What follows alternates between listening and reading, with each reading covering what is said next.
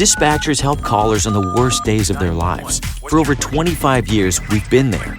A silent partner in millions of calls thanks to our redundant and diverse networks that ensure call delivery. Today, cities are bigger, traffic more congested, and the challenge is more complex.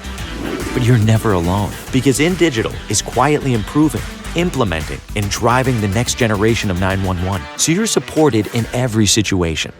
Make the switch at indigital.net. Have you ever met a 911 professional and asked, what's the worst call you've ever taken? Well, here's your answer. I heard your last breath the night you flipped your four-wheeler.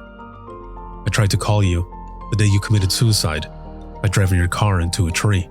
Blue face, cold to the touch. I helped you with CPR after you found your infant face down, not breathing. It messed me up. I did everything I could, but it wasn't enough. You were with me from the beginning, Grandma. 27 years later, I took the 911 call when you died. How fitting to be there for me in the beginning, and I was there for you in the end. I miss you, Grandma. I am 911. This is but a glimpse into the world of emergency dispatch. But what is it really like to answer a call during someone's nightmare? What is the impact on the first responder answering the call? Available on Amazon or where you purchase your favorite books and ebooks. Imagine listening. Your worst day is our everyday.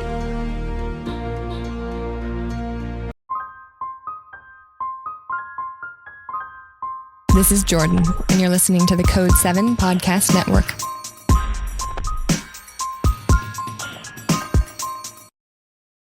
Warning.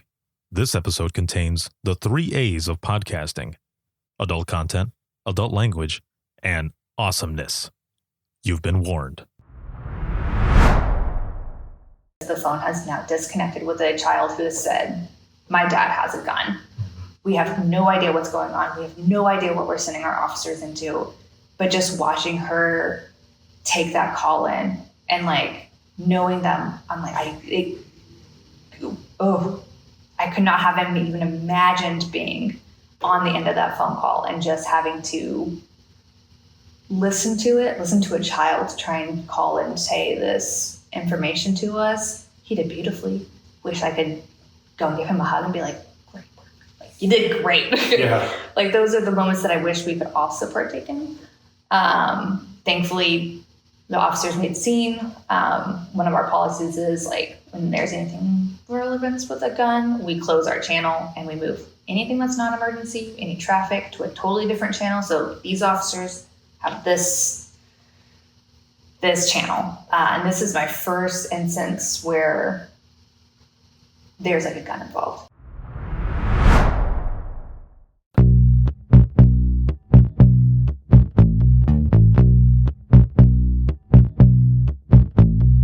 Welcome to Within the Trenches, true stories from the 911 dispatchers who live them.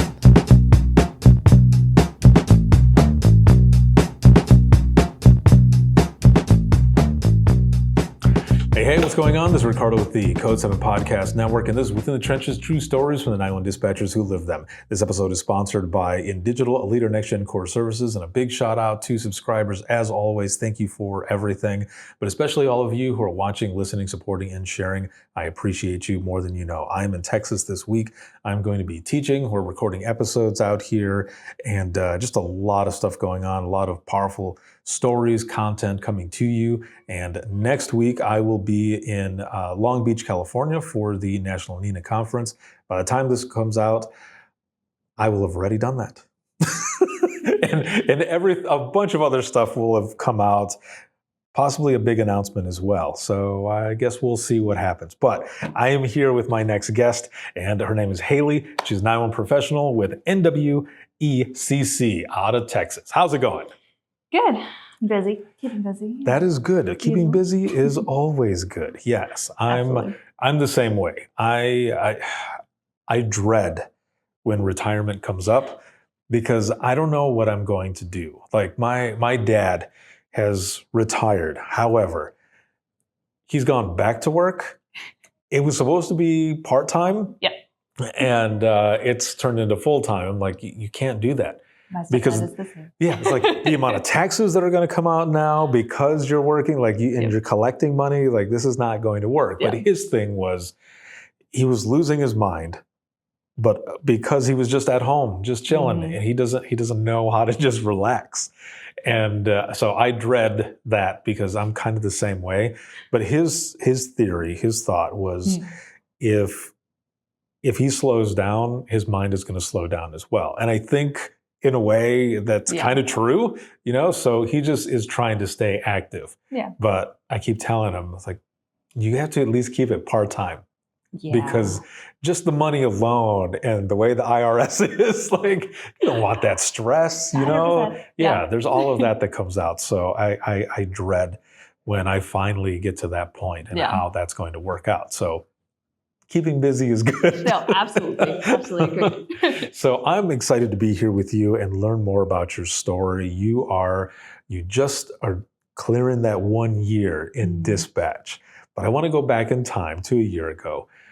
How did you get involved in public safety to begin with?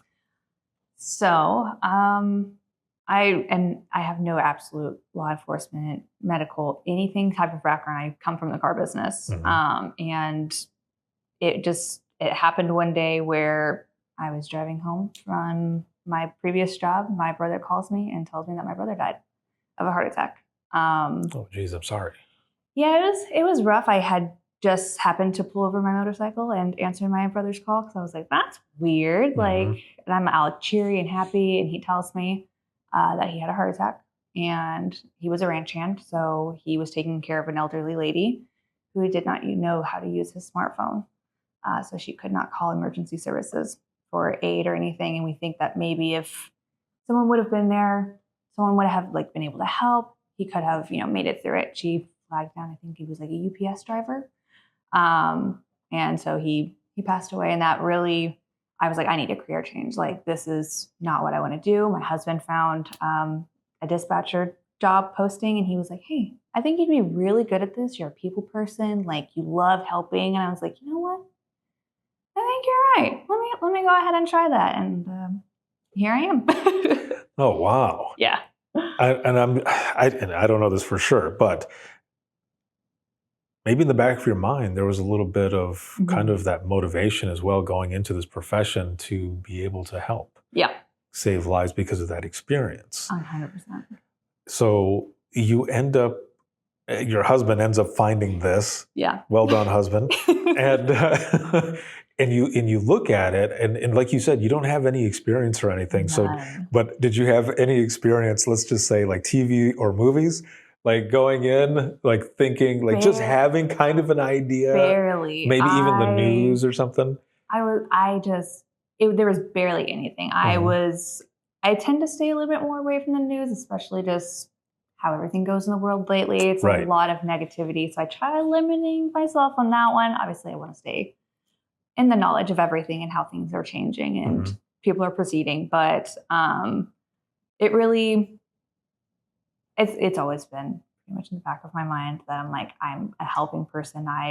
Friends can call me for anything. I'll drop and drive 13 hours if you need me to. Yeah. And so it was very much an awakening of like, it's not going to be like the show 911, right? Like, it can't be that bad. And I mean, it's as much as it's not like the TV show whatsoever, there are the days where it's like, this is a rough call. Okay, let's proceed. Let's go for it. But luckily, there's a lot of people around that help. You have support. You have people who you can talk to.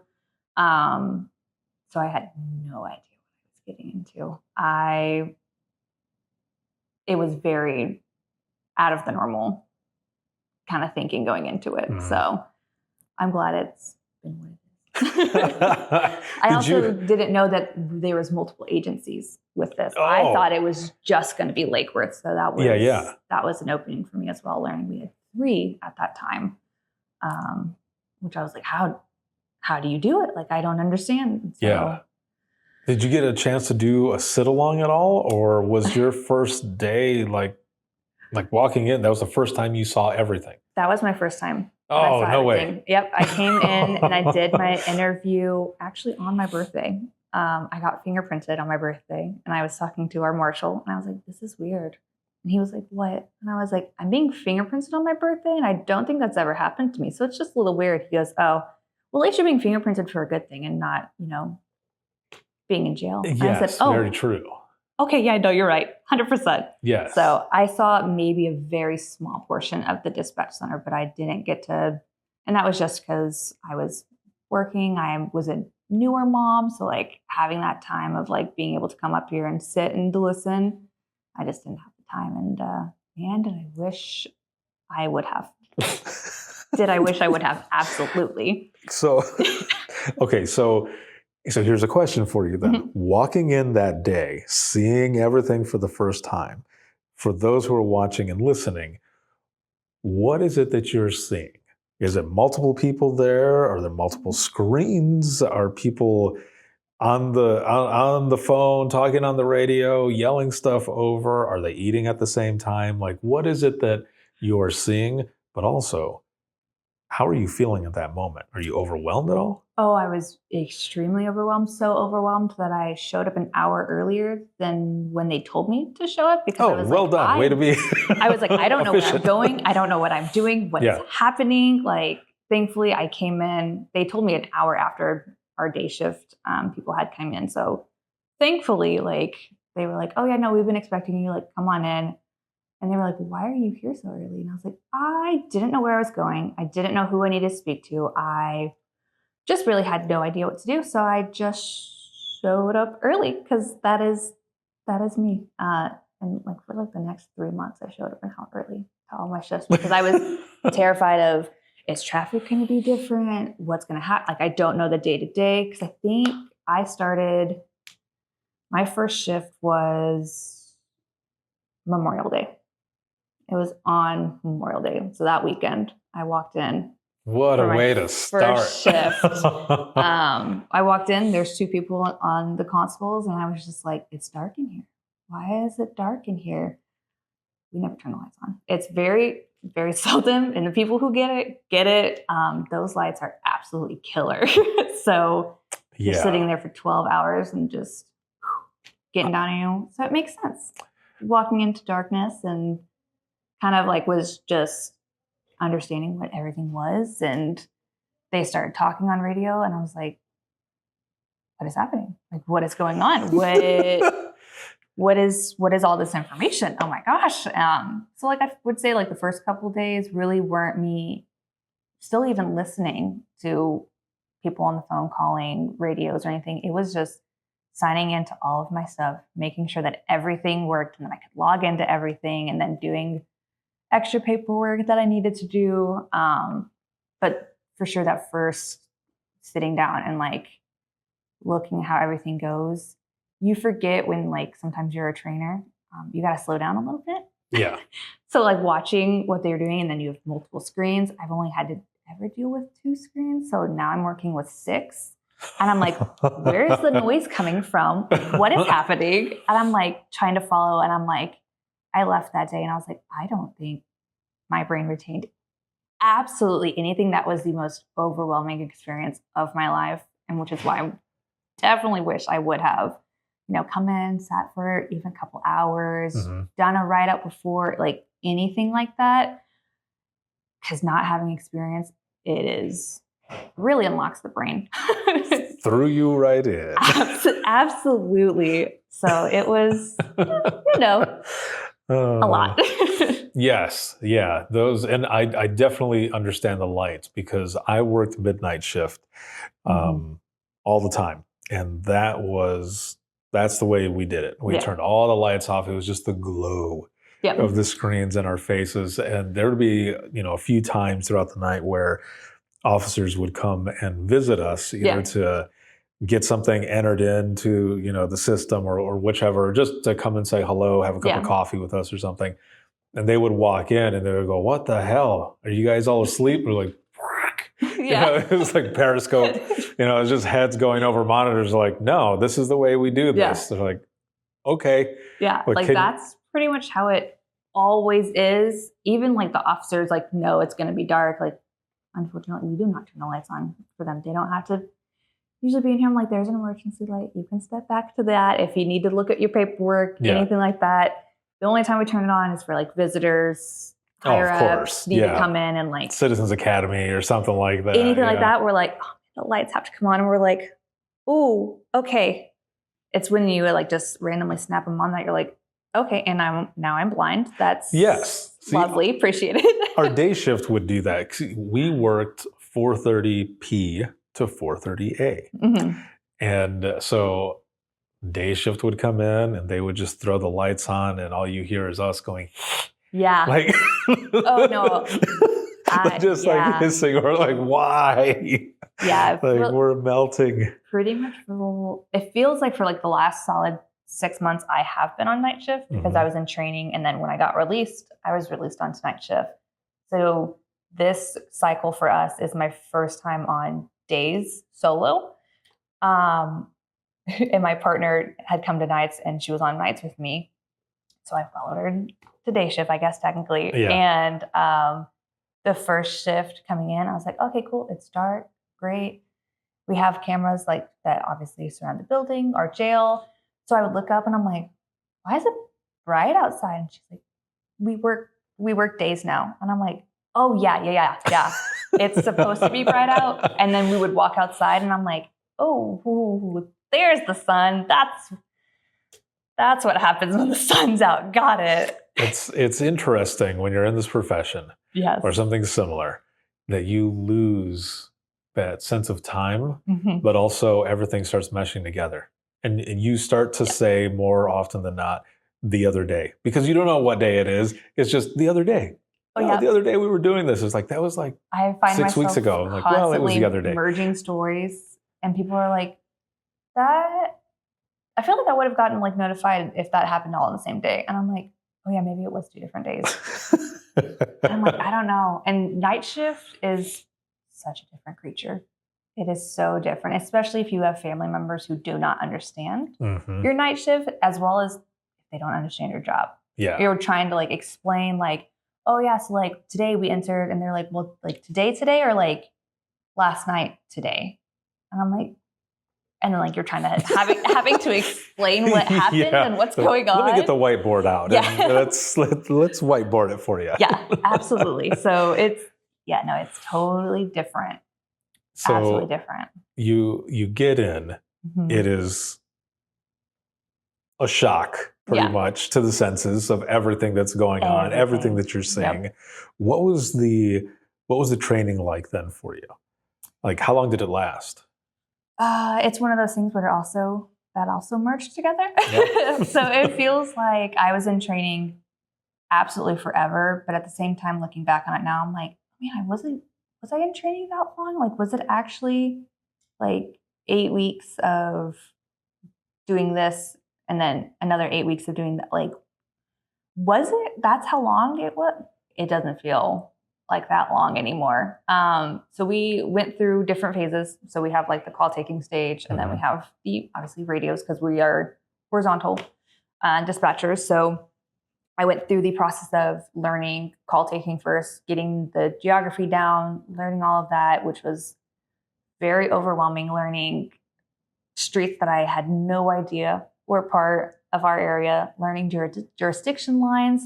It was a lot of information to like try and like just press down in my brain. And I was just hoping it stuck. And everyone's like, it'll come to you one day, everything will just click. And in that moment, you are just like, you're wrong. Like, this is not going to click. This is something I'm going to have to remember to do every single day. No, they were right. One day it just clicks and everything makes sense. So I was with one trainer for call taking. I was pretty much the entire time with her for calls. And then I switch over to radios and learning like our NCIC, TCIC, Open Fox and everything like that. And learning how to enter warrants, take out warrants, everything it goes for that. So a whole nother, Yeah, it's a lot of information to take in. It is a lot of information. And I don't think people understand how much actually has to go into just a typical 12-hour shift on either days or nights. No one understands. Like, the dispatchers, they get it. Officers, they sometimes get it. We give them grace. But like, like they get it. But like civilians, people who have never done law enforcement, they're like, you just go in and you just sit there and you wait for a phone to ring. How bad is it? And I'm like, There's more to it than that. there's so much more to it. And I will unfortunately say that I was probably one of those people at one time where I'm like, it can't be that hard. Like, Right. Well, you don't know what you don't know, where to right? go. Yeah. And now that I'm in it, I'm like, it's not easy. Right. Why would I have ever said that? I was like, leaving that, the first shift, I was like, what's wrong with me? Why would I ever think that? Like, I was not sure if I was going to be able to even do this, because I was like, I'm good at multitasking, but when watching people who have been in this for 13, even like 3 years, 13 years, anything like that, you're like, how do you do it? How do you just, you just continue, you just go? How, am I ever going to be there? So it's very overwhelming. So when I got to our radio portion of training and everything, I was like, so if this person steps away and you had to do both and then do everything else on top of it, and they were like, yep. And I was like, okay, yeah, I got this. And I was like, if I start getting in the weeds, are you going to help me? And she goes, maybe. And I was like, okay. And at the end of the day, she was like, yes, if you would have been overwhelmed and stressed, I would have. But if I would have told you right then and there, you would have been more of just expecting it instead of just trying it would have been kind of like a crutch. Trying to work through it, trying to get through it on your own. But obviously, our first concern is safety for our officers, for whatever is going on. So absolutely, I would have just thrown you out of the way and just taken over. I've got you. Yeah. And I was like, oh, okay. I was like, I understand why you said that, but man, have I been stressed all day. Oh my gosh. Yes. But I'm just hearing from the people who had come from the prior agency, they're like, we used to do this alone. And I was like, bullshit. There's no way. And she was like, yep. We did all of this alone. We entered the warrants, we took the calls, we dispatched the officers, we started medical. We did it all alone for 12 hours. I was like, please never leave that seat. Please never leave me. And I was being actually released off of and just being fully on my own, not in ghost phase. It's just me and my partner. I'm not gonna lie. I felt like I wanted to throw up the entire day, because I was like, but what if something happens? What if she goes to the bathroom and something happens and then I'm alone and I'm a baby. I'm just a baby. What do I do? And I think that first full week, I was just the most anxiety-ridden person ever. And now I'm like, oh no, I've got this. I'm just, if things start, going, I'm going to wing it. I'm going to absolutely take all of my training and just put it in a box and shake, and hopefully everything goes together. Because you can't just sit there and just be anxiety on the console. Right, yeah. Because then you give it off to your officers, you give it off to your callers. Mm-hmm. The vibe is there. The tone is there. Very quickly, yeah. Yeah, people feel that. They hear that. Absolutely. That's why I tell people all the time, you don't realize how much power you have in just your voice. Mm-hmm. Not just your story, which is powerful as well.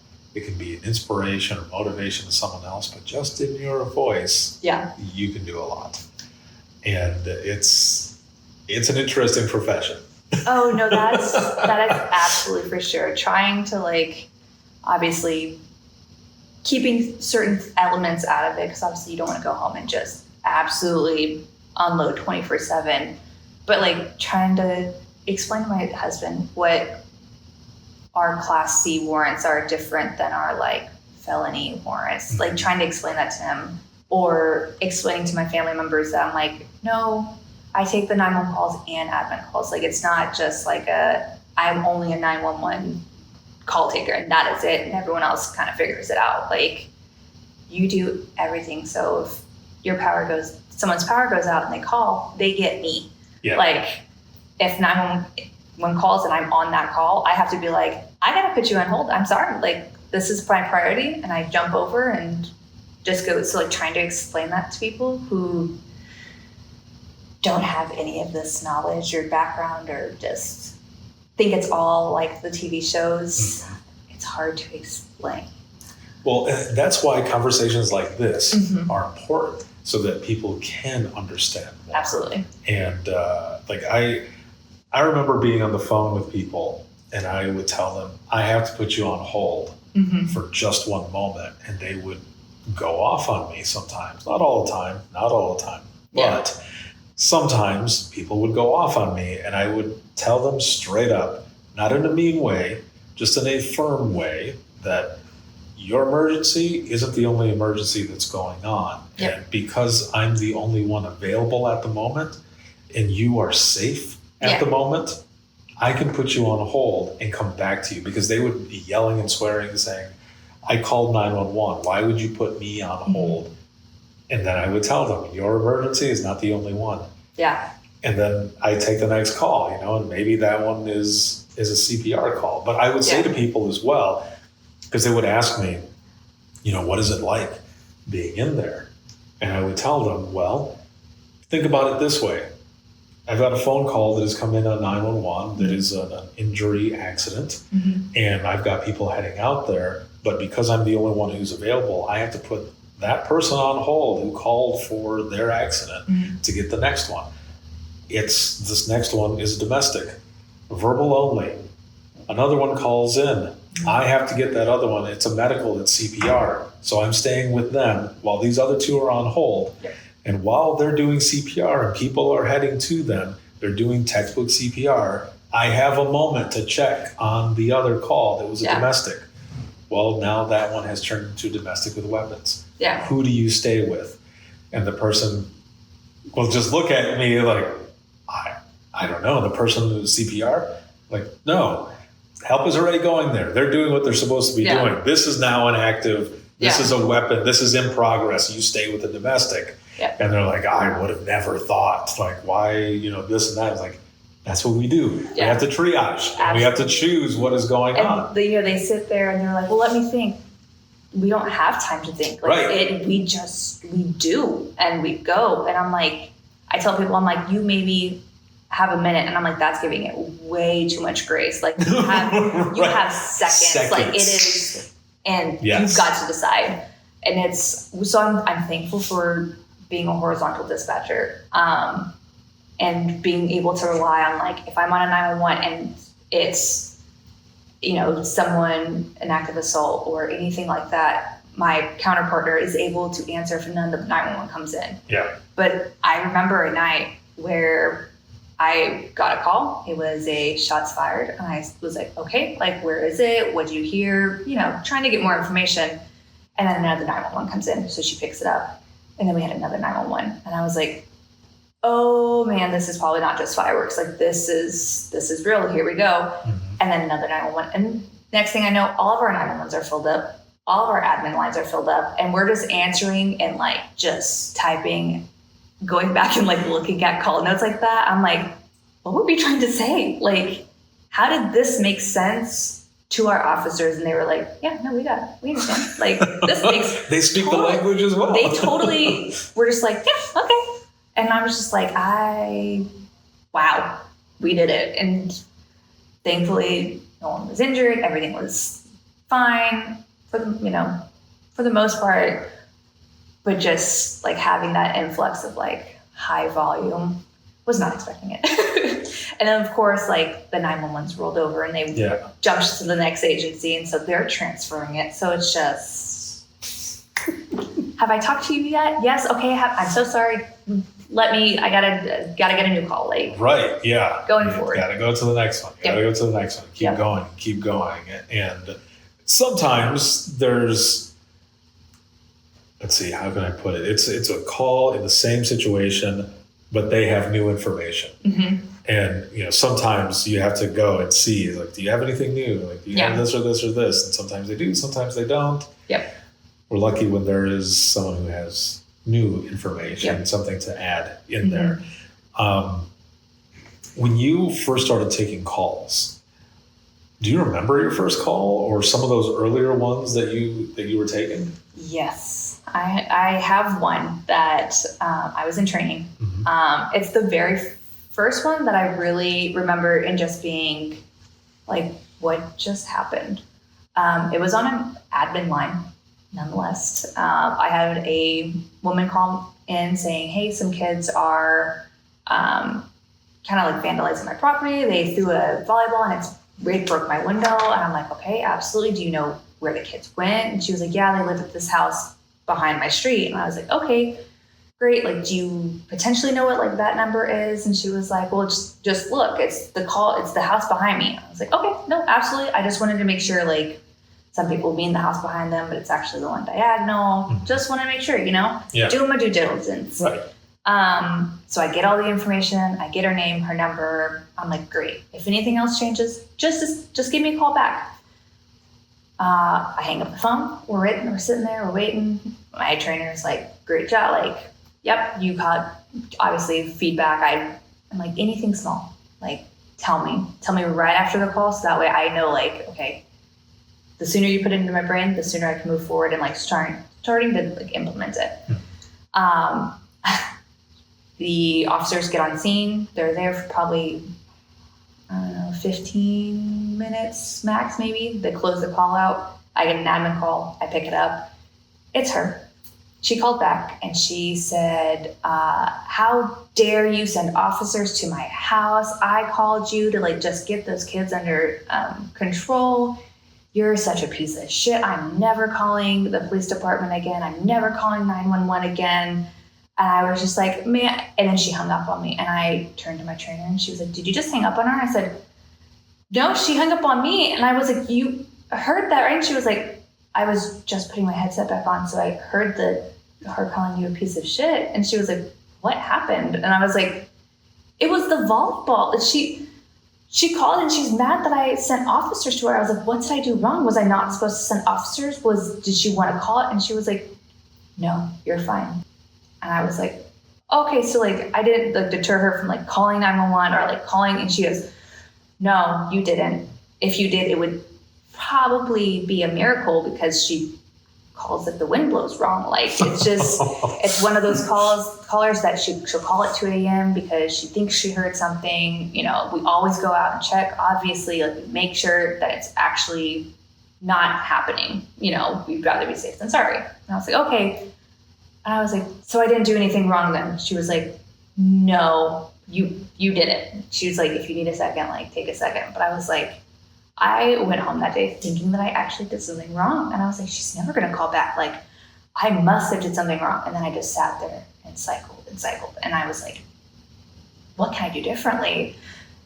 I have talked to her very much many more times on 911 and admin. Sometimes she wants to just call it and chit chat which, night shift, you're kind of able to do that sometimes if like you have the availability, because there are the people that if you talk to them, for 5 minutes, they'll leave you alone for the rest of the night and you're great. Yeah. Obviously, if you keep hanging up on them or transferring them or just disregarding them, they keep coming back in with full force. So, occasionally, we just kind of take it and go with it. Yeah, well, yeah, what else can we do? But I remember that, and I just was like, I thought I did something wrong. And I convinced myself, absolutely without a doubt, that I was like, I did something wrong. She's never going to call 911 again. Thankfully, she continued to call 911. She continued to call us for help. So that all being said, wow, that was one of just the first ones that just, not necessarily bad, but just, I was in training. I was like, do I tell people that I'm new? And I don't really know like how to work the system fully yet. So, like, I might be slower. And she was like, you can say you're new, but probably don't say that you don't know how to work something because you. And I was like, okay. Yeah. I was like, what language do I use? Because I'm like, with customer service and any other job, saying like, I'm so sorry, I'm new, so just bear with me, I'm still learning. They're like, oh, you're fine. I appreciate it. Take your time. I'm here. Law enforcement probably don't mention that. No. They don't think you're very confident with that. So right, yeah. Fake it until you make it is what I just put into my head in the very beginning. If you sound confident, they think you're confident and you're golden. There you go. Eventually, I like it. eventually get there. And I did. I got there. I'm out of training. I'm solo. Well, not solo, but like I don't have anyone hovering over me, making sure that I am doing everything right. So I did something right. So I'm very thankful for that. That is awesome. You know, I think one of the things that is also interesting with all of this is when you've got those folks that call in a lot. And sometimes there are people that are angry, and sometimes there are people that just want to talk. They just need to hear a voice. They're lonely. Yeah. And this is kind of different from the person that you were talking to, but I had a lady call in once, and more than once. It seemed like I was the one who was always getting the call. Yeah. And she called in one night when I was working, and I'm talking to her, and she falls asleep. And I thought, okay, I can hear her snoring. Yeah. And of course, I started going through like my medical protocols to make sure her snoring isn't, agonal breathing or anything like that. Yeah. and then I had this moment where I thought, I'm never going to get a chance to do this again. And hopefully you've heard this song so that you know what I'm talking about. Yeah. But I end up taking the chance. Because again, when am I ever going to get a chance in real life to do this? So I end up saying to her, Annie, are you okay? Are you okay, Annie? And okay, good. I'm glad you know what song I'm talking about. No, 100%. Immediately the tune starts playing in my head. I have technically it's quicker than that, but. Yeah. And my coworkers are like, what are you doing? And I was like, hold on. And, just act natural. Yes, act natural, please, because I don't want to start laughing. And of course, because everything is recorded too. Yeah. And she ends up waking up and she's like, oh, I'm so sorry. I fell asleep. I should probably go ahead and hang up and let you go and go to bed. And I just said, it's all right. Just wanted to make sure you were okay. Annie. Yeah. And she hangs up and I stand up and I go like this to my partners. And I was like, what? If everyone did not clap for you, I'd be highly disappointed. Oh, yeah. Everyone should have just standing ovation. Like, it was awesome. The chances that you get to slip in some funny, things to make your life go better, and the people that you get calls from that are understanding, they're like, I'm so sorry for calling you, I think this is an emergency, and you're like, okay, well, you're calling on an admin line, so definitely let's find out if this is actually an emergency. And it turns out it actually is, and I'm like, okay, next time maybe one of those, because admin lines, as people know, if you transfer them to medical, at least with us, with our agency, you have to disconnect, or the call won't go through. They won't be able to hear the caller. So then you transfer and you hang up and you're okay. Now what do? Because we only do police. We don't do fire. We don't do medical. So we don't get to know and see the same call notes, as everything. So you just hang up, and then sometimes you don't hear from them, and you're like, well, did they need police to go? Should I call them? What's going on? You never get to find out that ending, if they're okay, what they needed. Hopefully everything turns out fine, but sometimes those are the ones that stick with you, and you sit there wondering, I guess I will never know. For sure, yeah. Yep. When I was I left dispatch to go to the private side of 911 in 2013. And leading up to that point, there would be, phone calls that I would take. So where I dispatched with Central Dispatch in Allegan County, Southwest Michigan, it was a rural area. Yeah. There was a lot of state game out there, and people would go out there hiking or whatever, and sometimes they would get lost. Yep. They would call in, and we didn't have Rapid SOS. We didn't have anything like that to pinpoint. There was no what 3 words. Yeah. It was just, where are you? Yeah. What do you see? Yeah, what do you see around you? What is going on? Give me something better than trees. Right. Or the stop sign. Yes. Or an officer would be out there and would say, do you hear the siren? Do you see their lights? Walk towards them. Or it would be someone on a cell phone that would call that barely had signal. We couldn't get, a wireless phase 2 to triangulate from, and call a cell phone carrier or whatever. And that, in the same sense of what you said, would be for me too, where I would end up losing the call, like they would hang up, or just because the cell coverage was bad, it would cut out and I could not call them back. Yeah. And there was no way to get a location. And then I go home, same way as you were saying, just hoping they got out of there. Yeah. I think, in a way, with a lot of the technology that has come out, especially with stuff like Rapid SOS, that relieves, not fully, but a lot of that mental health and wellness, that stress and anxiety of finding someone. Yeah. Or knowing that they're possibly still out there and you can't find them, at least with some of this new technology, it eases that up a little bit. Yeah, absolutely. No, Rapid SOS, absolutely. When I first learned about it, because obviously didn't know about it before I came into this career field. So when I learned about it, I was like, you can do what with it? you can download it as like a civilian and have it and be able to like give someone your location with like 3 words. That's it. That's all I have to do. And I was like, this is mind-blowing.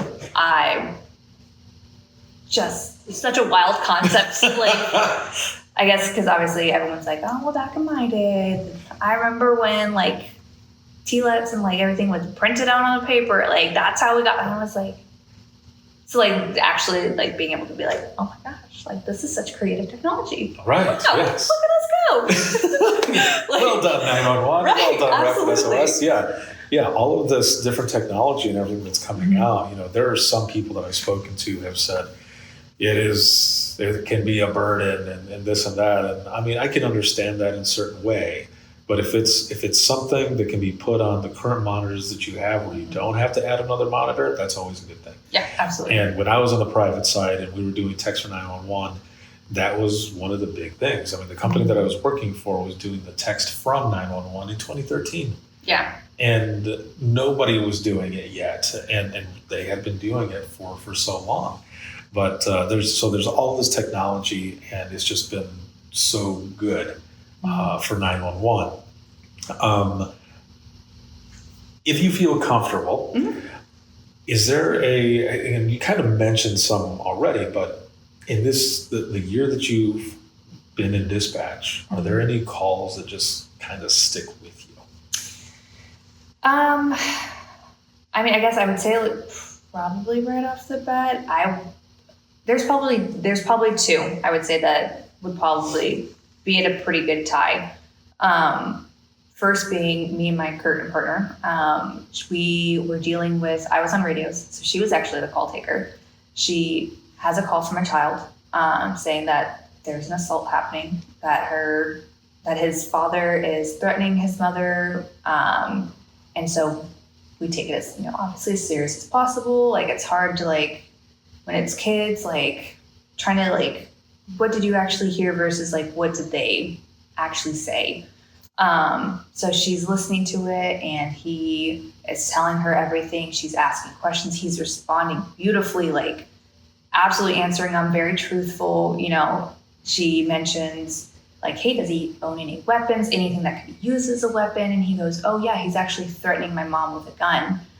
And she goes, okay, like, is the gun physically? She was like, well, I don't know. Like, I have me and my siblings in this back room and the door's closed. So I don't know if he actually like has it in his hand, but I know he owns one. So obviously we have to go into this call with the expect that he's going to be holding this gun. She's like, okay, that's perfectly fine. Like, do you still hear him? Like, tell me what's going on. And all of a sudden he says, my phone's about to die. And she goes, okay, just stay on with me. Like, as long as you can, we have officers coming. And I'm obviously like, as she's entering these notes, I'm telling my officers and I'm just staring at her because like, she says like, okay, your phone's about to die. And I'm like, oh no, like they're still like, maybe a couple blocks away. Like, please tell me, like, when he says his phone's about to die, it's like 10%. No. After she said that, I think maybe he was on for a second more and the phone died. And then officers haven't made scene yet. And so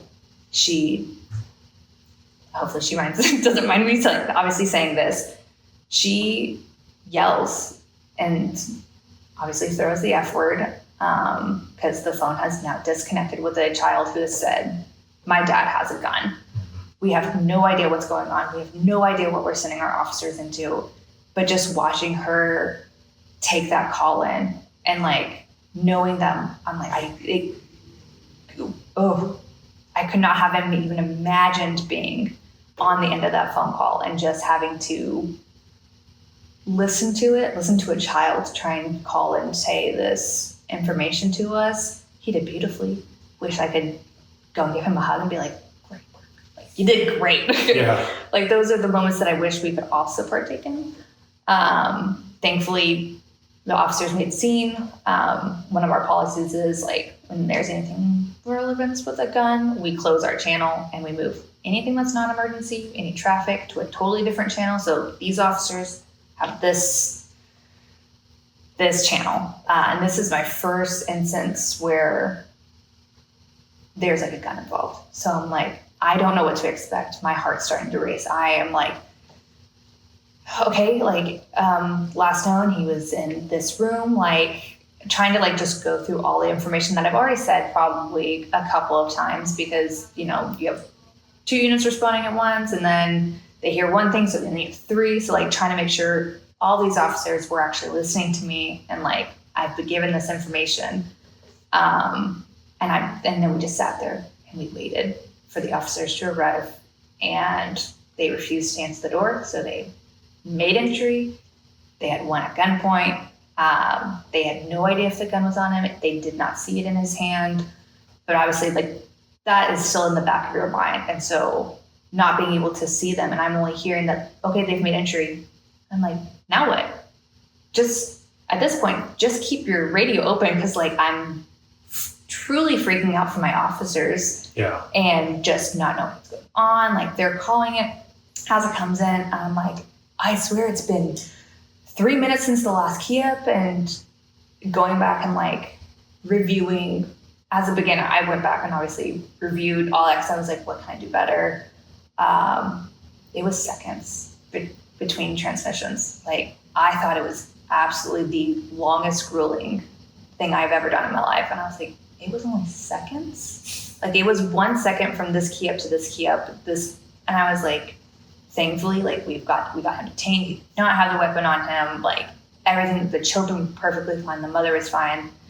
Like the father was fine. Everyone made it home safe. But sitting there and like, I don't know where to stare. When I was there, I was like, do I stare at my CAD screen? Do I stare at my radio? I'm like, and so I just was doing like, my CAD screen is here and then I have my radio up here. So I just go, and I'm like, maybe I'm not hearing someone key up. Maybe they accidentally moved channel. And so I'm like sitting and I'm just, The mind starts going. The mind starts absolutely just tumbling. And so after that, like everything was great.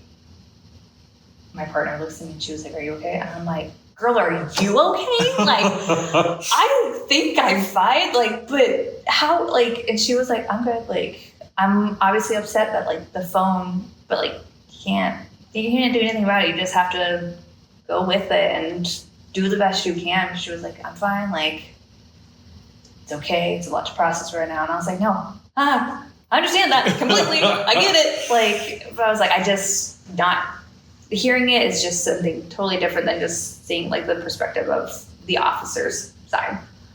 So that's one of the calls that kind of sticks with me. It's not, Wow. I wasn't on the phone, but like just sitting there and just looking to my partner, a screen, my radio, like I was like, Right. I don't know where to look. I don't, like, everything's going, you have to be paying attention to everything, like, but obviously at the same time, like that is an active disturbance going on. If a 911 were to come in, I would have to answer it. And then I'm like, what if like, and just, you know, as a baby dispatcher, like you kind of spiral a little bit until you rein yourself back in and you're like, okay, no, I'm good. Like, and I was like, another one comes in. we're going to answer it. We'll be fine. We'll be good. Like, we've got this. But that one, just because, like, it felt like the world's longest call and longest, like, between point A and point B. And I think going back and, like, listening and reading everything, I'm pretty sure we were only there for maybe 30 minutes max. We got there so quick. But when you're in it, when you're in the seat and actively doing it, it feels like the longest minutes of your life. Yes. You're like, wow. Oh man. Yeah. You're making me go back. Yeah. That's one for sure. Yeah, there's a lot of calls that I can remember as well where I was on with people, and I think as well sometimes it's just the amount of voices you're hearing, screaming that you're hearing, the people on the radio yelling for more information and everything that's going on. And you just want them to get there in the back of your mind. You're like, oh, just please get there. This is crazy what's going on. Yeah. And like you said, it feels like an eternity. And then you look back at the time and you're like, okay, that really, like the one that I'm thinking of specifically, it was like 2.5, 3 minutes. Yeah. But it felt like forever. Yes. Like it was never going to end. Right. It's wild when you're in the seat and things are going on. My second, I guess, one, if you're okay with me sharing it, of course, was an admin call. She goes, hey, I want to do a welfare concern. I'm like, okay, absolutely. Where are we going? Who are we checking on? Give me as much information as you can. Do they have any medical conditions? Are they known to have a certain vehicle there? And it's an apartment. So I was like, okay, you'll be surprised how many members of your family are like, oh yeah, I want to check on them, but like, I don't know their apartment number.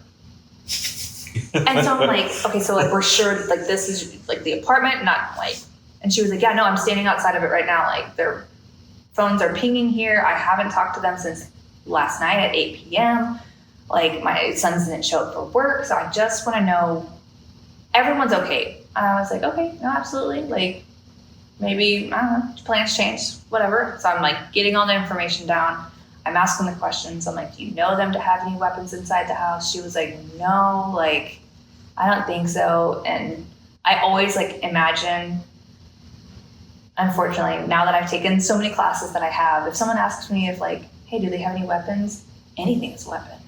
Absolutely anything. So like, yeah, probably. Like it might not be a firearm, it might not be a knife, but like probably kitchen knives can be used, like just everything. So like my mind is always like, well, maybe, things went this way. So I'm like just kind of cycling in my head and I'm talking to her and I'm like, okay, do they have any medical conditions? She's like, no. And I was like, okay, do they drink? Do they participate in any drugs? And she was like, well, and I'm like, just be completely honest with me, because if something is going on, we need to know, because something could be wrong. Like, I'm not trying to scare you, but I just need you to be honest with me. And she was like, well, okay, yeah, they do drink. And I'm like, okay, that's perfectly fine. Like, as long as they're of legal age, like, officers, we don't care about that as much. Right. But I was like, are they known to do any drugs, anything like that? And she was like, well, yeah. I was like, okay. Do you know what kind of drugs? And she was like, well, I'm not sure. And I'm like, okay, potentially weed. Is it something potentially more than that? She was like, yeah, I would say weed. And I'm like, okay, that's fine. My officers get there. No one's answering the door. No one's answering their phones. One phone we think died because it showed like he was at that location like 30 minutes ago, something like that. So it wasn't updating. But the other one was showing to be there. So they try calling other people, trying to get entry to the maintenance. Like maintenance comes, like they finally get access and entry. Of course, like we secure the location. So my officers take the mom who called me, and I think she had her nephew there or someone else there with her, away just to get some more information, things like that. The officers make scene, and one of them is deceased, and the other one is currently overdosing. And so, like, I had already hung up with her because obviously my officer on scene, great. But I'm like sitting there and I'm like reading the notes and I'm like, wait, like, no, like they weren't supposed to be that way. Like, they were supposed to be fine. They were supposed to have like overslept or something. Like, so it's weird being the person to take that call and then, Right. you know, I have no idea if, sorry. No, you're okay. You're okay.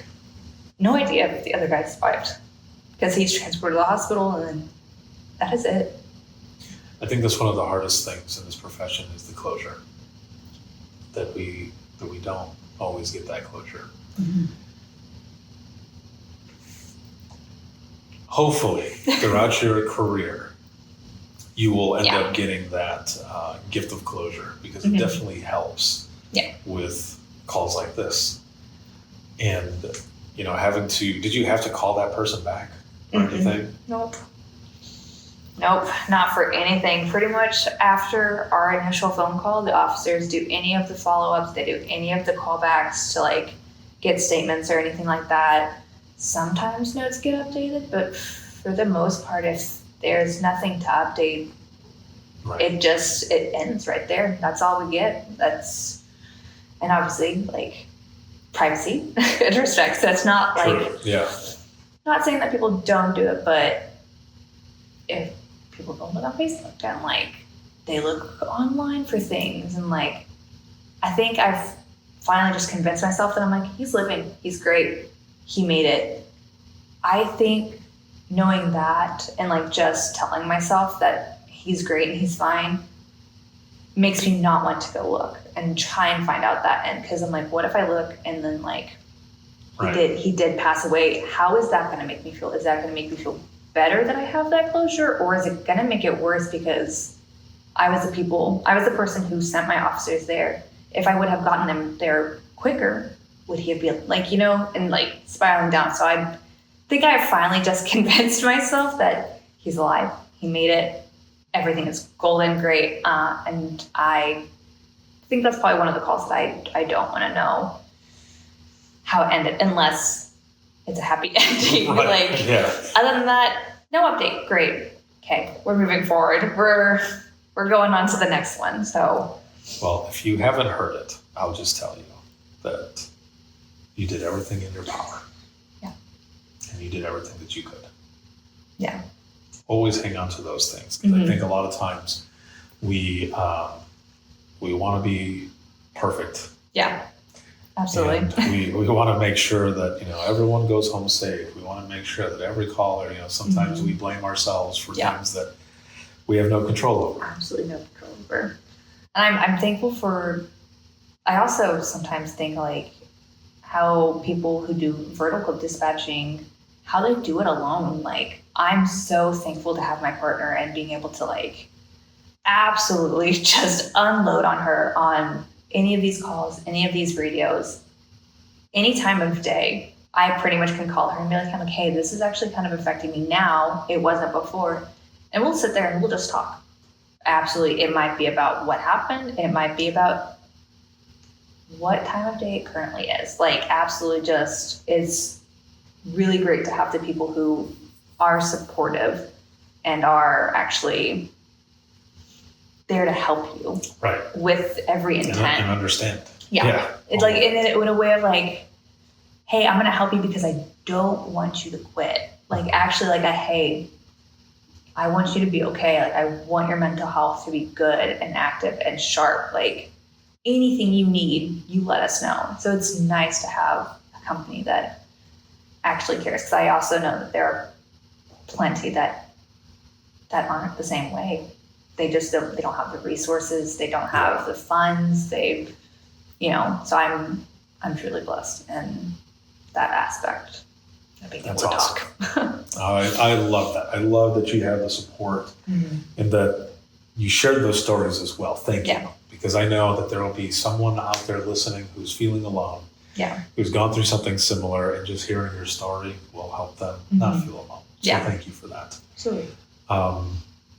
It has been awesome to have you on here Thank you. and talk and chat and learn more about you and your perspective on the profession as a whole.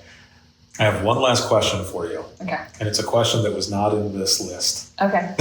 I figured this was going to happen. Great. Love it. Yes.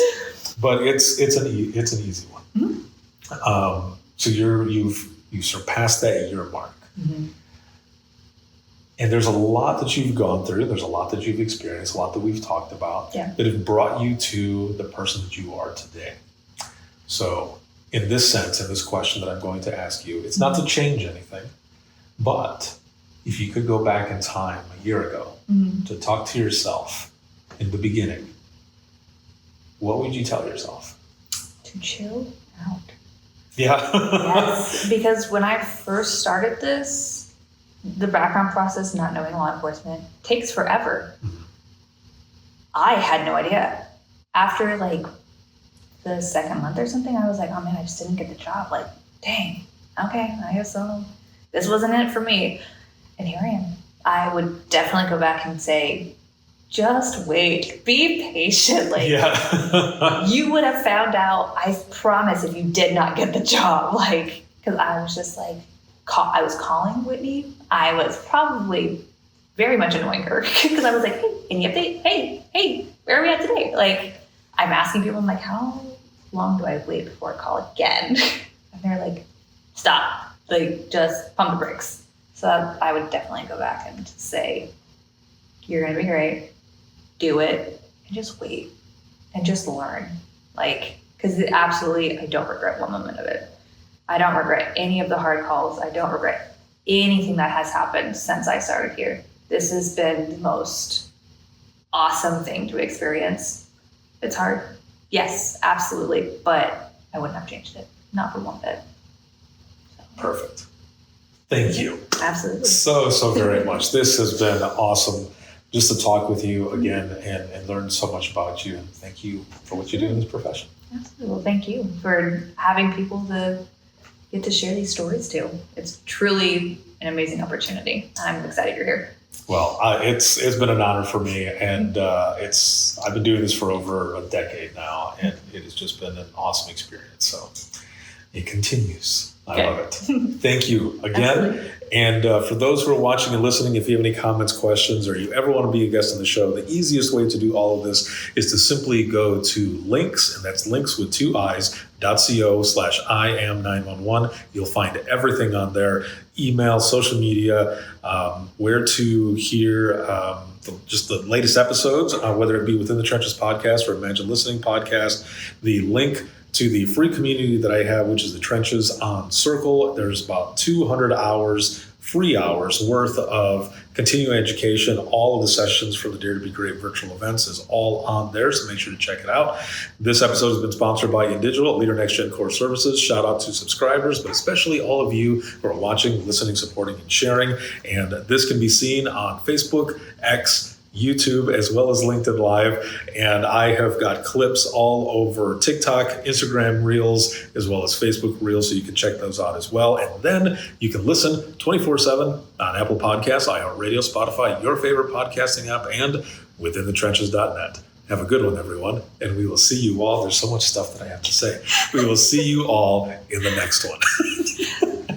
I was like, are you going to breathe? Like, take a breath, please. I'm going to leave that part in there as well, because we're still recording. Peace. Later on.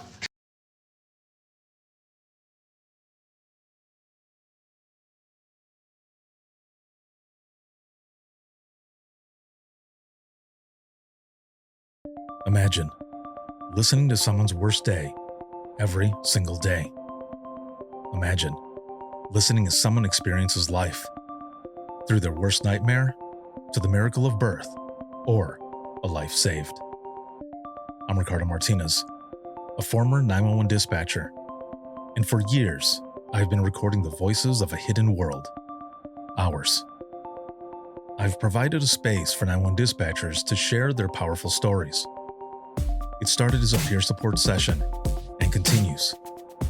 Dispatchers sitting together, sharing out loud, or writing down what they couldn't say. Some stories will grip you. Stories of heartbreak, resilience, and calls that haunt us long after the line goes quiet. But Imagine Listening is more than heavy emotion. It's about healing. It's about laughing through the chaos. lifting each other up and reminding the world that dispatchers are human too. The lighthearted will balance the heavy. Experience the power of storytelling, a podcast for the thin gold line and those who want to understand it. This is Imagine Listening.